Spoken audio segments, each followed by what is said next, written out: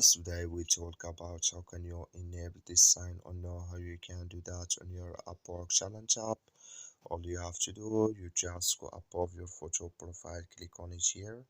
So then it's going to show for you a list like this. Then all you have to do, just click here on settings. When you click on settings, it's going to take you to next step here. Then all you have to do, just click on notification settings here.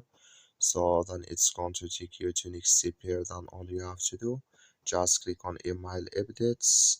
When you click here on email updates, it's going to take you to this list here. Then you go down. So then you come here to contracts, and you come here to time login banks. Then you click in this sign. So that, like you see here, this color show for us, that's mean it's enabled with us now.